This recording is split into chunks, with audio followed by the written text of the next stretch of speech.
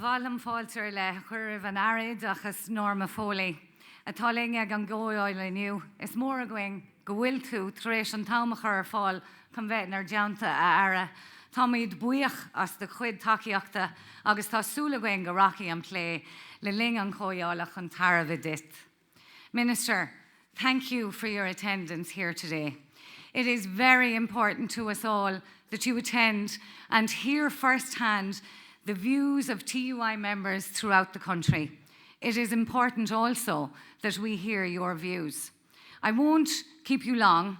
I well understand the concept of trying to get as much done in as little time as possible, the rule of thumb for a 40-minute class.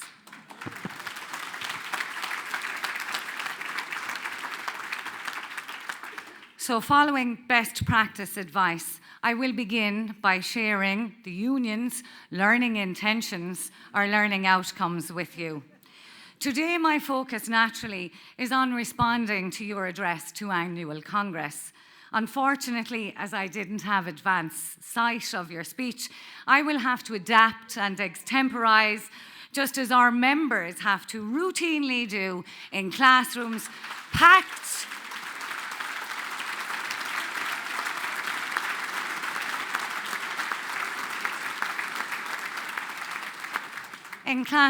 packed to the rafters with 30 teenagers whose attention and respect is hard-won and not gifted in understaffed and thinly resourced schools.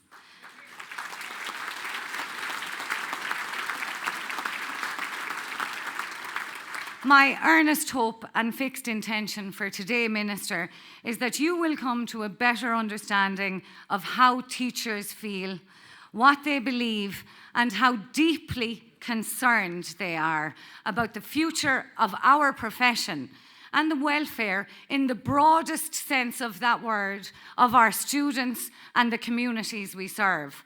I have the responsibility and indeed the honour to speak to you on behalf of them. And Minister, they are the experts. It is they who day in and day out marry best practice and research with deep knowledge of school context and unstinting commitment to the students every single day.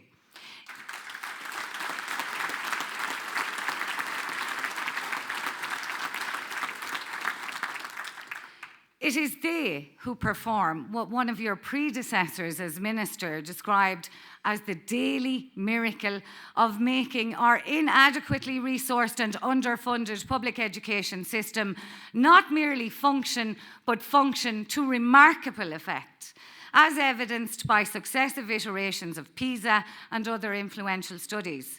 You really should listen to those who are capable of turning water into wine.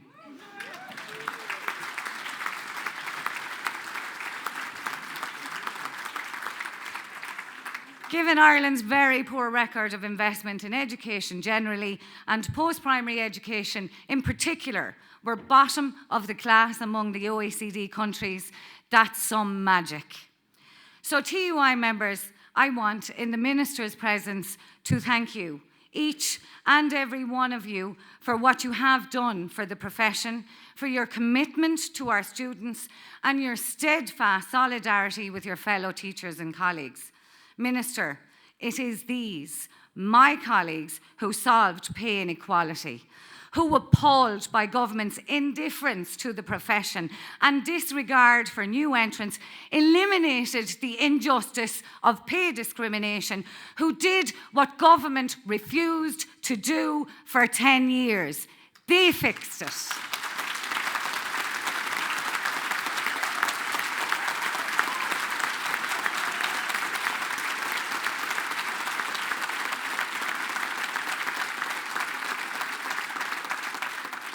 Yes, you colleagues, you campaigned tirelessly, you went on strike and lobbied politicians, you did lunchtime protests, supported your colleagues, never gave up.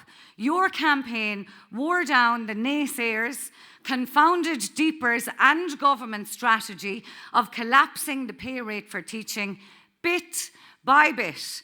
Your campaign the TUI's campaign narrowed the yawning gap 30% at one stage, let us remember. Ultimately, you used your own money to solve new entrant pay inequality. Well done, the TUI. Well done, you. Give yourselves a round of applause.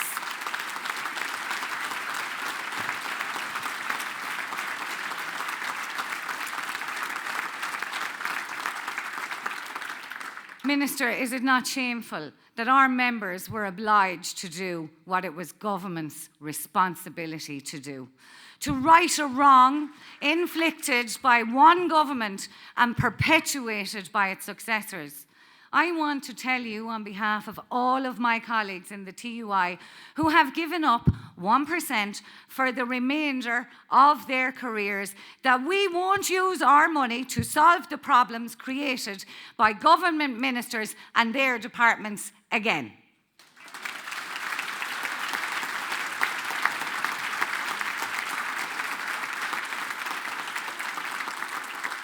We won't engage in a loaded, exploitative sectoral bargaining process that's created to pit colleague against colleague that has no element of bargaining involved.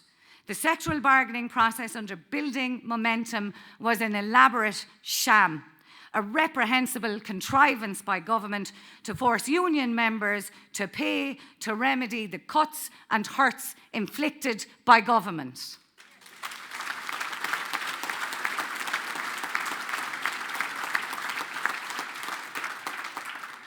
To make matters worse, Minister, even when settlements were made, it took 7 long months for a circular to issue. 7 long months before my colleagues received what was rightfully theirs. It took the protestations of this union on national media to actually ensure that the circular issued. Minister, Einstein once said that sometimes one pays most for the things one gets for nothing. Government may think they got the Building Momentum sectoral bargaining settlement for nothing, but this process has united teachers, united unions, and has taught a lesson that will long endure and that will make the teacher community acting in unity a more formidable and relentless protagonist for anyone at the helm of education, regardless of the issue.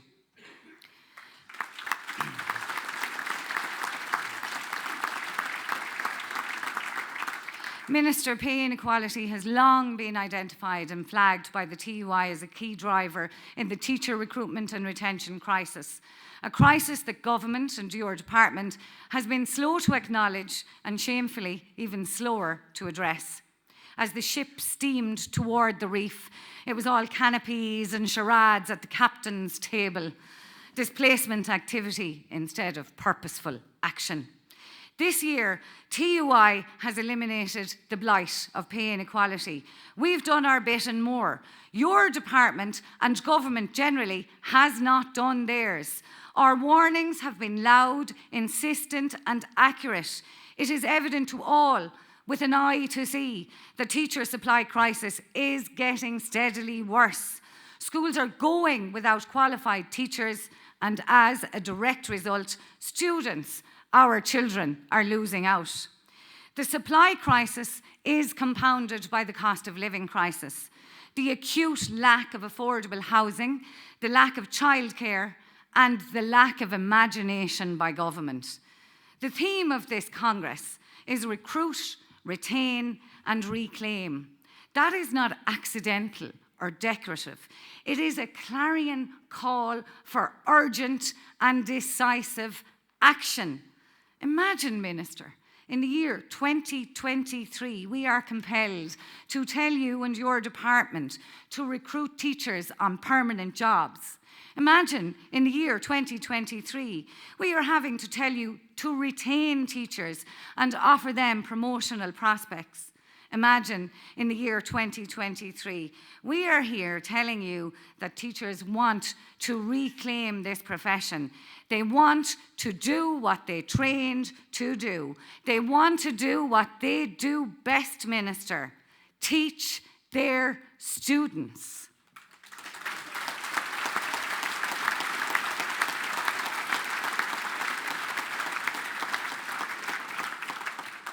The question I must put to you on their behalf, Minister, is will you let them do that? Will you create the conditions that allow teachers and attract and retain them within the profession? Will you tear down the barriers that your department, deeper, and to their discredit, management bodies and educational employers have created? If you will, we will tirelessly work with you. If you will not, we will oppose you. We will champion our members, our schools, our communities, our students, even if others will not. Among the barriers to recruitment is the duration and cost of the unpaid pre-service training for a teacher. New entrants typically complete a 4-year degree, a 2-year PME at extortionate cost, and then get piecemeal hours, mere fragments of a job, in a school far from home, in a location where accommodation is either unavailable or comes at unaffordable cost. And Minister, even when they do get a job, they have to complete the induction programme called Droichead. For those of you unfamiliar with this process, Droichead is the Irish for bridge. So presumably, the programme is a bridge between being a new entrant and becoming a fully fledged teacher. In order to traverse the bridge, the newly qualified, 6 years educated young people have to complete 200 hours of teaching, which is really difficult when you can't get a job, agree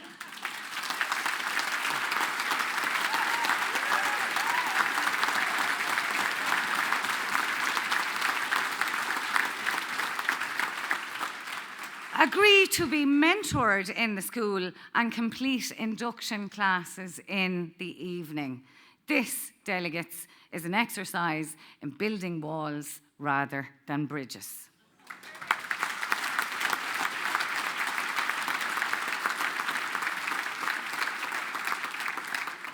And yes, Minister, there may actually be more students enrolled in teacher training courses this year than last, but Minister, upon completing this course, many will leave this country behind.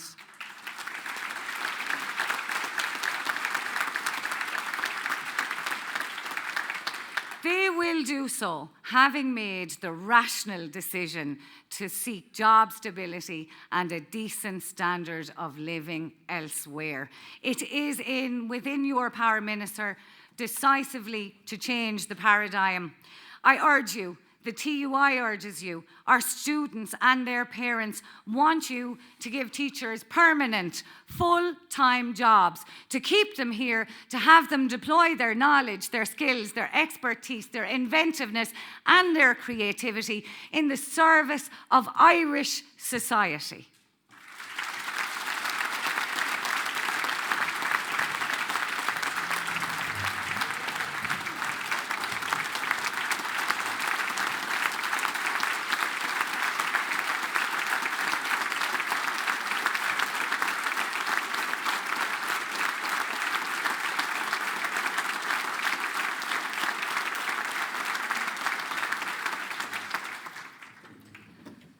Once eventually in a temporary fixed-term job as a young teacher, you must do everything within your power to get the elusive, magical CID. You agree to be interviewed twice for the same job. Even if you secure a permanent position, there is no progression in teaching because, Minister, government decided in 2009 and again in 2012 to hollow out the profession, to apply a moratorium to posts of responsibility. That was an act of government vandalism that was scandalous then and is beyond reprehensible now.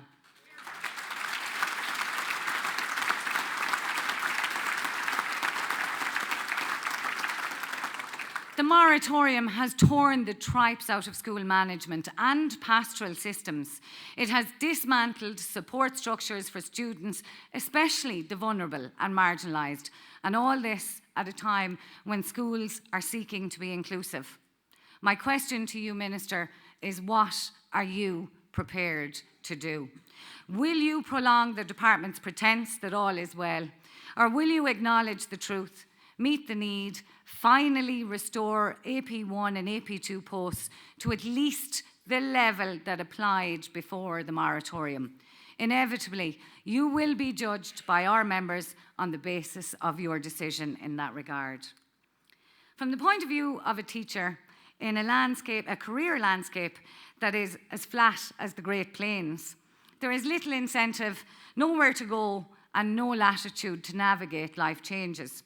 You find yourself with children and no childminder, accommodation you can't afford, or from which you are soon to be evicted.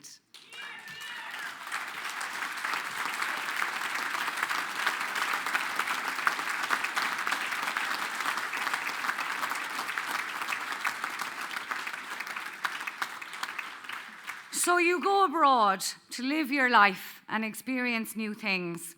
If you take a chance and come back, you're denied incremental credit for your service abroad. I mean, seriously, are we in the TUI the only ones who can see this happening? Teachers are leaving the profession and schools are creaking because of the actions, as Greta said, hope not action, but not because of the actions, it's rather the inaction of this government. Inaction, Minister, is the enemy. Our teachers are not somehow magically protected from the housing crisis. We have people here in this hall who cannot find a place to call home, who are currently searching for accommodation to rent, living miles from their families, seeking a pitiful room in a shared house. The housing crisis must be sorted, Minister, for the sake of all, including teachers.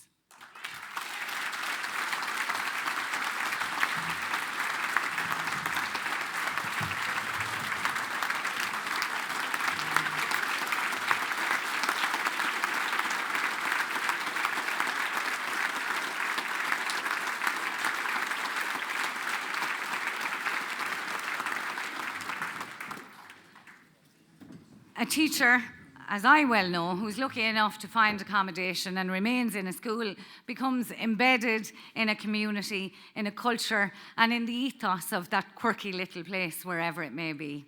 Students benefit from having a teacher qualified in the relevant subjects, a school that can offer them continuity and certainty. However, that brings me to another festering sore in the system, the already excessive and still rapidly expanding bureaucratic workload that is driving teachers, including principal teachers, to distraction and out of the profession. Teacher morale is in steady decline because of that workload. The more it encroaches on their core teaching function, the more they conclude that the job is no longer for them, that what is required is performativity rather than professional performance. Established, seasoned teachers feel increasingly alienated and leave early, while recently recruited teachers exit to avoid professional suffocation. Minister, teachers feel downtrodden, disregarded and distanced from what they do best because their entire employment seems to be taken up with half-baked initiatives, pointless briefings, reporting to external agencies so that those agencies can tick a box chronicling their every move and lesson. All of this takes away both from productive time with students and more from personal time. And Minister, you mentioned some of them, but we are also sinking in what I call a quicksand of acronyms. We engage with the SSE, the WSE, the RSE, we deal with the JCT, the PDST, the NIPT to complete CPD. We are...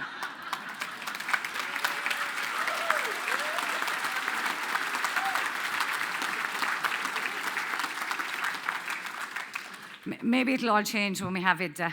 Anyway, we are lost and languishing in the artificiality, deadlines, and the formality of bureaucracy. What teachers trained to do, what they signed up to do, what they want to do, to teach, is being lost. And Minister, we are not sentimentally pining for some imagined perfect past. Teaching changes. It must do to remain engaging and relevant. Teaching in the modern world isn't simple, as you well know. Our students are of the generation who no longer inadvertently call you mammy in the classroom, but rather use the name they're most familiar with, yes, you guessed it, Alexa.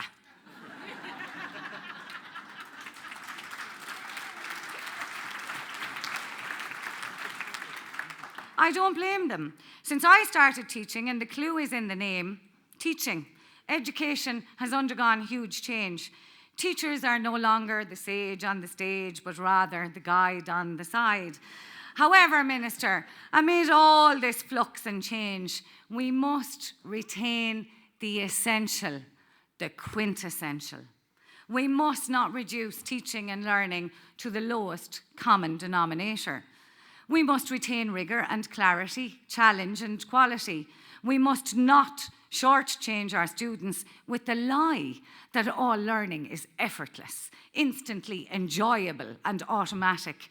We must not rob them of an appropriate and proportionate sense of personal responsibility.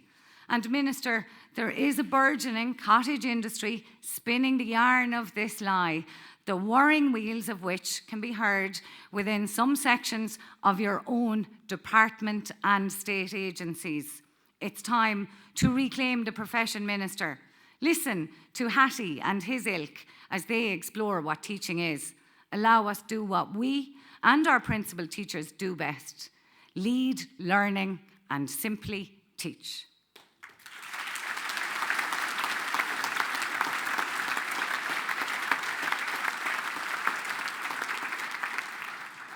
Your department is aware of the issues that are causing the recruitment and retention crisis. You've set up the Teacher Supply Board, and we in the TUI have engaged with it.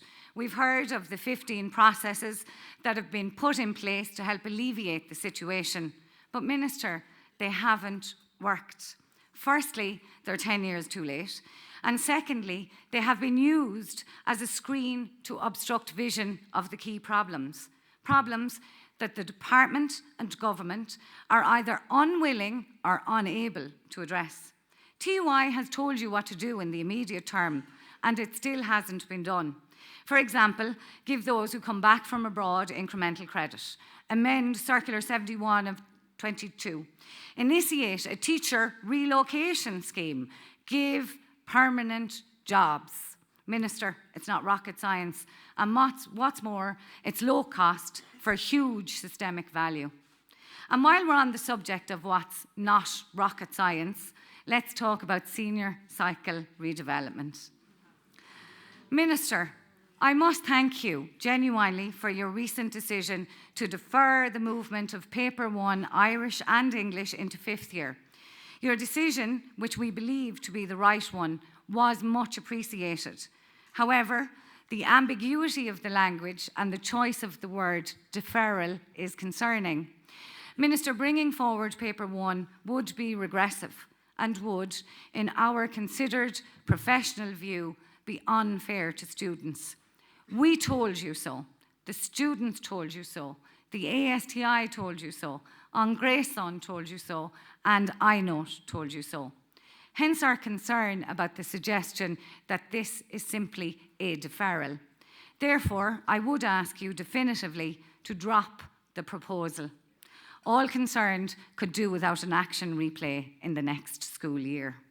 Our opposition to the Paper 1 proposal is principled and we believe professionally and educationally valid. It will not abate. But Minister, never let it be said that we in the TUI are against appropriate, valid renewal and reform. Our members shaped the discussion about senior cycle by engaging in a positive, progressive and proactive manner with the NCCA review. Members went to meetings, engaged in consultations and sat on committees in order to facilitate a much needed process. The redevelopment of senior cycle fed into your announcement on the 29th of March in 2022. On that day, you told us that the purpose was to empower, engage, and enrich the student body. You told us that you would work with us to co-create, co-construct and engage. But Minister, very little has happened since. There has been no consultation with us, and while I would like to dress it up and sugarcoat it, I can't. The department officials met with members of the TUI to explain these proposals. That was the extent of our direct engagement. In late 2022, we organised a joint conference with our colleagues in the ASTI, and early this year, we organised a joint conference with the ISSU. Officials from your department attended and indeed spoke to us, and for that again, we are very grateful. However, 2 weeks after that conference, we were told by the same officials that the proposed changes to Paper 1 were going ahead. Then suddenly, 2 weeks later, the media informed the world they weren't. That is not consultation, nor is it co-creation. It is rather a complete and blatant disregard for the practitioner, the union, and the students involved. This tactic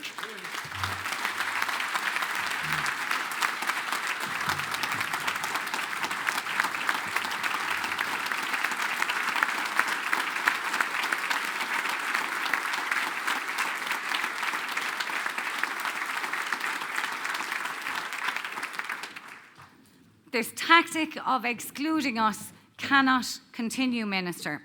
Senior cycle change requires more than just resources and consultation. It requires trust.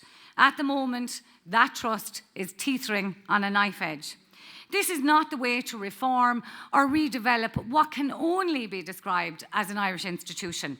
The Leaving Cert is part of the cultural fabric of Ireland. We've all done one, we all have an opinion on it, but changing it will be even more difficult for you, Minister, if you don't bring us on board.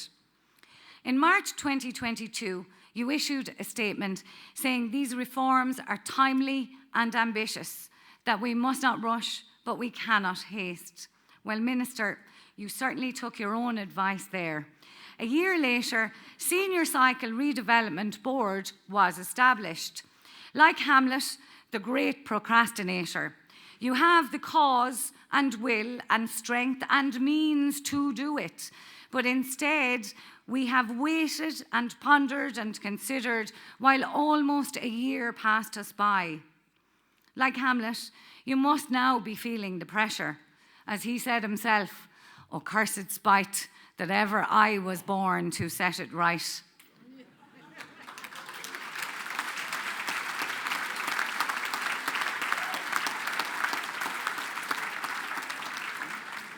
Minister, if you engage with us, we'll set it right together. We all acknowledge that we must move away from a CAO system where the need for points seems to have replaced the need for learning. On behalf of our members, I wish to give credit where it is due. You must be congratulated and commended for the removal of the ring fencing of the LCVP and LCA, and similarly for facilitating the continuance of priority learning units to Leaving Cert. All TUI ideas, by the way, Minister, which we thank you for adopting. Of course,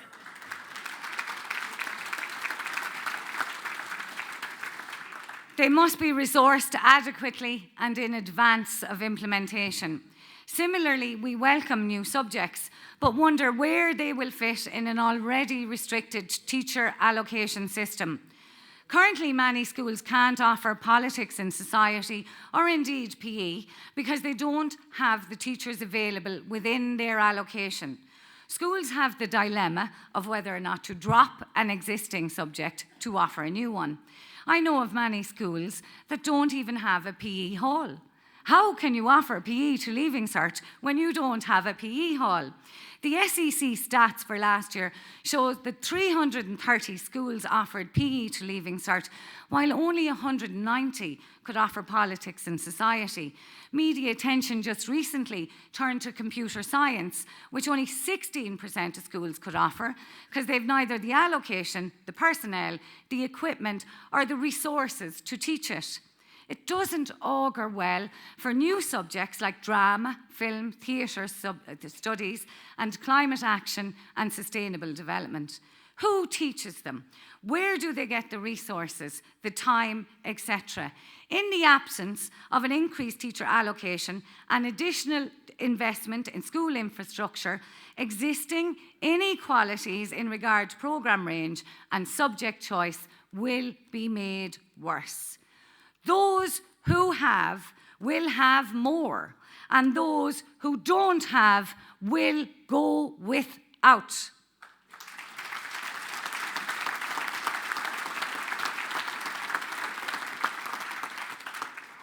The new subjects will become the preserve of the privileged. I also need to sound a note of caution and concern about the network schools model of piloting these possible reforms. The reality is that the network schools that engage with senior cycle redevelopment will have a privileged experience where money, resources and support will be offered to them while other schools just continue to cope. This will again lead to further disadvantaging the most disadvantaged, the DESH schools, the small schools, the rural standalone schools. The TUI cannot and will not allow this to happen, Minister. Your department and the relevant agencies need to engage meaningfully with us on this matter. Our schools live and cope with practical reality and the constraining effects of inadequate resourcing every single day. They deal with the most disadvantaged students in the system. They've added special classes, welcomed refugees, been to the fore of inclusion at every level. And while we acknowledge your financial commitment to education on many levels, we must also point out the flaws in the system at present. To have a truly inclusive school, we must have the staff, the resources, the training, and the commitment to follow through. Our members have the will, Minister, they just don't have the means. For example, schools all over the country are struggling to recruit SEN coordinators, which I learned today is actually the incorrect terminology. These are trained experts who can assist vulnerable children. They can't be found because someone in government thought it a good idea to remove the SEN allowance. Imagine. Minister, if you and the government is serious about AEN, give us an ex-quota teacher for every school, regardless of size. That is within your gift.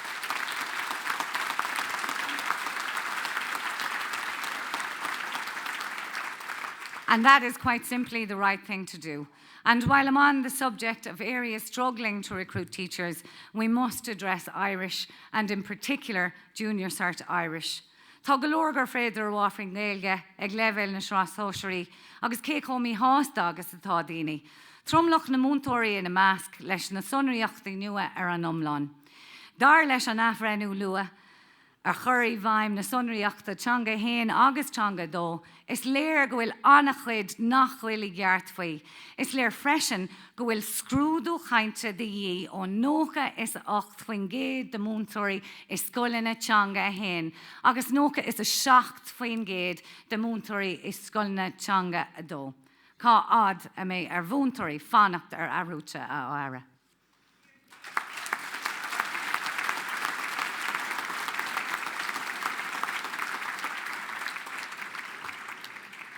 Junior Cycle Irish, Minister, is problematic. So too are the amount of CBAs currently being navigated in schools.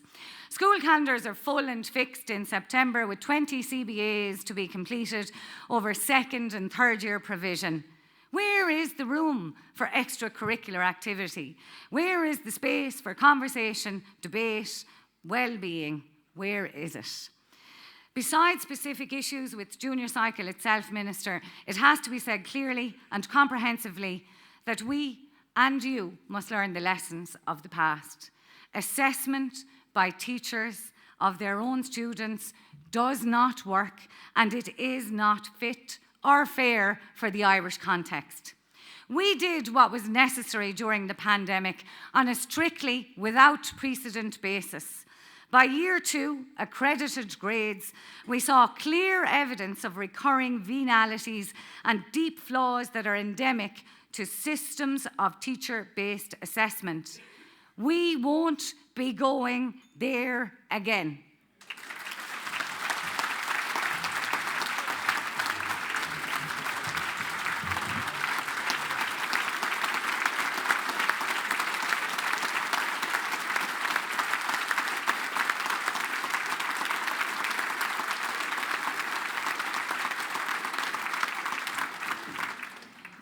Impartial, anonymised, external assessment conducted by the State Examinations Commission for the purposes of state certification does work, is fit for purpose, and is fair. TUI members will not grade their own students for state certification. It really is that simple.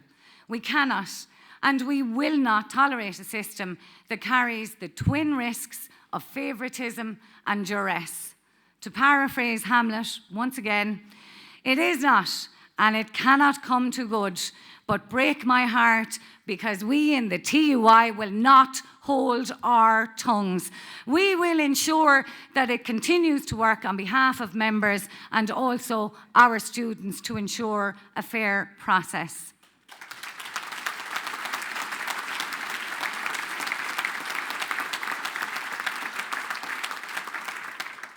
And Minister, I want to end this speech, I'm sure everyone's delighted again, on a note of optimism. Because President Biden is in the country, I thought I'd do the usual thing and use Heaney. So, Heaney